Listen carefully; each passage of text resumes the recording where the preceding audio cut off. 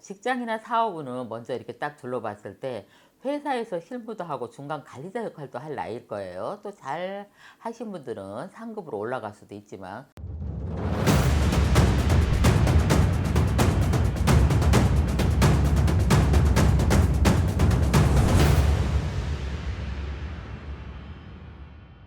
안녕하세요. 성치원입니다. 지금은 74년 갑인생 호랑이띠 여러분들 좀 운기를 한번 볼게요.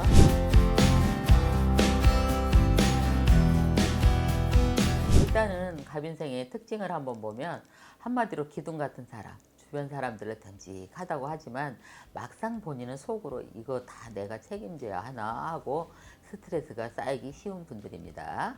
그리고 호랑이띠답게 뭐 하나 시작하면 물러서지 않고 꼼꼼히 파고들어서 결과를 만들어내죠. 그런데 이게 나이가 들수록 쓸데없는 사람까지 챙겨서 내 손해가 됩니다. 그래서 올해 하반기 키워드는 딱 내 몫은 내가 지킨다, 내 몸값은 낮추지 않는다, 그런 키워드를 가지고 지내시길 바라고요. 상반기 정리를 가만히 해보면요, 올해 상반기 어떠셨어요? 갑인생 호랑이띠 여러분들 상반기에 서로 일로 골치가 좀 아팠을 겁니다. 특히 직장에서 형님 이거 좀 같이 합시다 하고 덜컥 같이 해줬는데 막상 성과는 딴 사람이 가져가고 가족 친구 돈 빌려줬는데 아직 못 갚았어 하고 소리 들으면 내가 왜 이랬지 하고 후회가 밀려왔죠. 그런데 다행인 건 이게 갑인생이 원래 사람 보면서 배워야 하는 시기였어요. 그래서 하반기는 상반기 정리 못한 걸 깔끔하게 끊어내시고 내 중심을 다시 잡을 수 있는 기회를 만드시기 바랍니다. 하반기 천천히 통합적으로 한번 제가 바라보면은 딱 쓸 사람은 쓰고 끊을 사람은 끊는다. 왜 그러냐면 우리가 생각할 때 갑인생 호랑이띠들은 남들이 봤을 때는 강한 사람이라고 보고 야물고 뭐든지 잘한다고 생각하는데 마음도 여리고 몸도 안 좋고 그래요. 갑인생들이 튼튼하지 않습니다. 도리어 성씨궁합으로 봤을 때 한씨나 허씨나 이런 성씨들이 문씨나 골격이 크고 이렇게 사람이 뼈대가 강하고 보기보다 힘이 셉니다. 성씨궁합이 맞지 띠별로 봤을 때는 갑인생들 호랑이가 어웅하고 힘이 좋고 셀 것 같아도 그렇지 않습니다. 마음도 여리고 특히나 여성들은 남자의 눈물을 흘리는 격이다. 무슨 말이냐면 한번 잠은 내 모든 거 다 줘버려. 그런 사람들입니다. 그 정도로 마음이 여리고 착하기 때문에 특히나 올해는 운기가 딱 봤을 때 사람이 끈고 맺는 거를 정이 많아서 못하고 있어요. 그런 걸 정리하는 하반기다 그렇게 생각해요. 운이 좋은 시기는 특히 9월에서 11월인데요. 사람 덕에 새로운 제안이 들어오고 묶였던 계약이 다시 들어올 수 있는 달입니다. 근데 이제 또 좋은 게 있으면 안 좋은 조심해야 할 시기가 있겠죠. 그 시기에는 7, 8월에 계약서 없이 진행하는 구두 약속만 믿으며 100% 뒤통수 맞을 수 있겠다. 이거는 사기꾼을 만나지 마라. 그렇게 생각하시니까 자 여러분들 이제는 직장이나 사업, 금전, 가족, 인간관계, 건강, 연애까지 갑인생들이 보기보다 마음이 여리기 때문에 똑 부러지게 행동을 해야 되는데 그 똑 부러지지가 않을 때가 많아요. 특히나 정에 끌려다니지 말으셔야 됩니다. 직장이나 사업은 먼저 이렇게 딱 둘러봤을 때 회사에서 실무도 하고 중간 관리자 역할도 할 나이일 거예요. 또 잘 하신 분들은 상급으로 올라갈 수도 있지만 거의 중간급 관리자라고 말하기가 쉬울 겁니다. 부서 이동도 있고요. 팀 개편도 있고 새로운 프로젝트 제안이 들어올 수도 있고요. 그런데 문제는 형님이 계셔 주셔야 잘해요. 뭐 어쩌고 언니가 있어야 잘해요. 이런 말들 믿었다가 제가 아까도 그랬죠. 마음이 여리고 기도 얇다. 그건 하면은 같이 하더니 나 혼자 다 하고 있어. 왜 그럴까요? 갑인생들이 인정이 많고 하란 대로 다 해서 그래요. 철저하게 자기 관리를 잘해서 그럽니다. 그러면 어떻게 되겠어요? 내 권한인지 내 몫을 지키지는지 내 건강을 버틸 수 있는지 이 세 가지를 따지고 보고 움직여야지. 안 그러면 하는 일마다 그르치고 본인이 몸만 권하고 되는 일이 없다. 그렇게 생각하시면 돼요.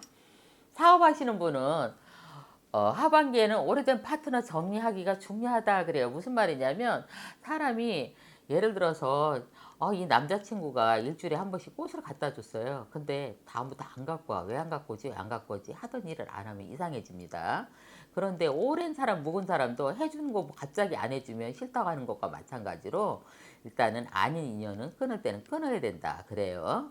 오래된 거래처나 외상중개 몇 년째인데 정산하니 연락이 안 된다 이런 데인지 무조건 끊을 때는 그거 법적으로 소송을 해서 다 받으시길 바랍니다. 다른 이유로 볼 때는 반면에 예전에 손절했던 거래처가 조건 좋게 다시 연락할 수도 있어요.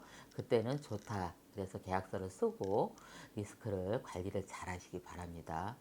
두 번째, 이제 금전운을 보면요. 예상 못한 지출이나 올해 하반기에 집안수리, 부모님 병원비 등등 들어갈 일이 많이 생겨요. 법마치 좀 나간다 그래요. 그러니까는 돈 관리를 잘 하시고요. 7, 8월에는 갑자기 뭐 생각지도 않은 엉뚱한 일에 돈이 터질 일이 있습니다. 돈을 잘 관리를 하시면 돼요. 남한테 뜯기지 말고. 특히나 사람과 금전 거래는 안 하시는 게 좋습니다. 갑인생들은 마음이 약해서 기도 얇고 함부로 주는 게 정이 오래 안 사람들한테는 끊고 맺는 걸 못합니다. 그걸 주의해야 되고요. 올 하반기에는 결혼하신 분은 배우자하고 부부싸움이나 작은 소리를 할 수 있어요. 그게 크게 번질 수 있으니 그런 일이 없게끔 서로 대화를 잘하고 가정의 관리를 잘 하시기 바라고요. 자녀 문제를 보면요. 성인 자녀가 있는 분들은 왜 아직 취업을 못하냐, 결혼을 못하냐 이런 잔소리들 안 하셔야 됩니다. 안 하는 본인은 얼마나 답답하겠어요. 집에서 부모가 준 돈 갖고 밥 먹고 누워있고 용돈 타는 사람들은. 요즘에 20대 사장들도 많아요. 그런데 안 하는 그 아이는 뭐 이게 저 핑계예요. 이게 안 돼요. 사람은 그릇대로 태어납니다. 나는 작은 그릇인데 내 자식은 큰 그릇이 되기 원하는 것은 옛날 60년대 이야기고요. 내 밥그릇은 종지인데 자식은 저기 양은 그릇 되기를 원하면 안 돼요. 양판을 원해도 안 되고 사람이 그릇대로 밥그릇대로 부모의 성격이나 습성대로 자식은 태어나고 거기에 맞게 그릇을 키워야지 저 높은 곳을 바라본다면 본인들도 못 해놓고 자식들은 안 돼요. 자기 자신의 거울을 들여다보고 자식을 키우시기 바랍니다. 아니 그렇다고 이렇게 누워있는 애를 언젠간 일어나요. 본인도 그랬어. 무슨 말인지 아시죠? 왜 그러냐면 지루해서도 나와요. 아주 내가 아까도 말씀드렸지만 정신적으로 문제 있는 아이들이라면 안 그런데 하다가 하는 데까지 예를 들어서 컴퓨터 게임에 빠졌잖아요. 죽도록 빠져서 높은 컴퓨터 뭐 프로그램에 되는 아이들도 있고 죽도록 빠져서 깡패 된다든가 아니면 거기서 돈이나 게임이나 해서 망하는 애들이 있고 근데 부모의 성향을 딱 들여다보면 맞아요. 거의 맞다고 봐요 제가. 부모가 정말 열심히 책도 보고 공부하는 자식은 책 보고 있어요. 부모가 TV만 보고 컴퓨터 게임만 하고 이거 핸드폰 이렇게 하고 있으면 똑같이 합니다. 그래서 내 그릇을 들여다보지 않고 큰 그릇을 바라고 자식한테 너무 많은 걸 기대하지 마시라. 이야기를 들여다보고 그대로 키우는 게 낫다. 그렇게 말씀드릴 수 있어요. 자, 다음번에는 건강운을 제가 보면은요. 무리하게 지금 이것저것 하다 여기도 아프고 저기도 아프고 특히나 허리나 혈압, 관절 그런 거 조심해야 됩니다. 갑인생들은 특히 보기보다 성질이 급해요. 스트레스를 많이 받는 성격들입니다.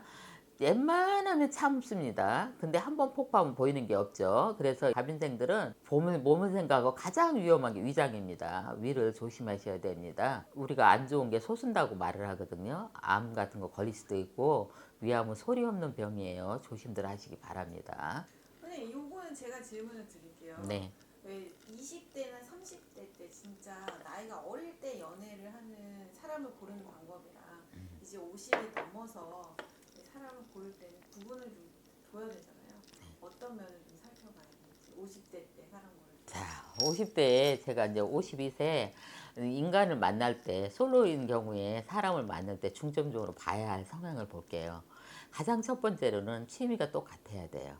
그 나이에 인간 만나려면 서로 공통 분모가 있어야 되거든요. 둘이 할 수 있는 취미 생활이 맞는 게 좋아요. 40대에서 50대 넘어가면서 그래야 같은 것을 바라봐야 그 나이에는 연애한다는 거는 우리가 이성적인 연애도 있고 마음의 연애도 여러 가지가 있잖아요. 일단은 코드가 맞아야 돼요. 그 나이에 연애를 할 때는. 그래서 제가 볼 때는 취미 생활이 중요하고 두 번째 나이 이야기를 잘 들어주는 사람 서로. 서로의 마음을 이해하는 거, 눈빛만 봐도 이해할 수 있는 그런 상황을 만들면 되고 금전은 어느 정도 직장이 있고 밥을 먹을 수 있는 자리 잡을 수 있는 나이잖아요. 사기꾼을 보는 거는 제가 말씀드렸지만 말을 많이 하고 아주 여자애들 마음을 가려운 데까지 긁을 정도 다 읽어요. 제가 아까 서로 마음이 통한다는 걸 잘 분간을 해야 되는데 사기꾼들은 그냥 내가 해달란 말 안 해도 순서대로 똑같이 잘 해줘요. 그냥 알아서 너무 잘해줘도 문제가 있는 거거든요. 그래서 사람이 이거는 해안이라 그래요. 이 사람 저 사람 물론 직장인이든 뭐 남자든 여자든 서로 잘 들여다볼 수 있지만 제가 말할 수 있는 거는 같이 뜻이 통하는 사람이 괜찮다. 나이 들면 나는 저 산에서 살고 싶은데 나는 도시에서 살고 싶어. 그럼 의견이 안 맞잖아요. 그런 사람들은 조금 생각을 많이 해보는 게 좋아요. 간단한 예로 말씀드리면 그래요. 진짜 동호회에서 만나면 좋겠네요. 네네. 동호회에서 만나면 참 좋을 것 같아요. 자, 내가 지금까지 74년 갑인생에 대해서 말씀드렸는데요. 갑인생들은 내 몫은 내가 지킨다. 사람은 가려서 만난다. 계약과 약속은 기록으로 꼭 남겨서 올해 하반기에도 참 좋지만 내년에는 더 좋은 해가 온다. 그렇기 때문에 금전을 가지고 투자도 해도 좋은 해고요. 그리고 여러분들이 좋아하는 주식도 해도 좋고요. 그런 해가 원하는 대로 다 해도 좋다. 그러나 제가 항상 말씀드리는 거는 해안을 키워서 인간한테 당하는 일이 없이 금전거래는 안 하시는 게 올해 좋다. 사업이나 우리가 뭐 투자 목적으로 하는 건 해도 괜찮다. 그렇게 말씀드리고요. 자, 갑인생들 좋은 인연이 필요하신 분들은 좋은 인연 또 만나를 해놓은 기가 있으니 잘 좋은 인연을 만나서 행복하게 사실 수 있는 길을 만드시기 바랍니다. 지금까지 평택의 성침이었습니다. 감사합니다.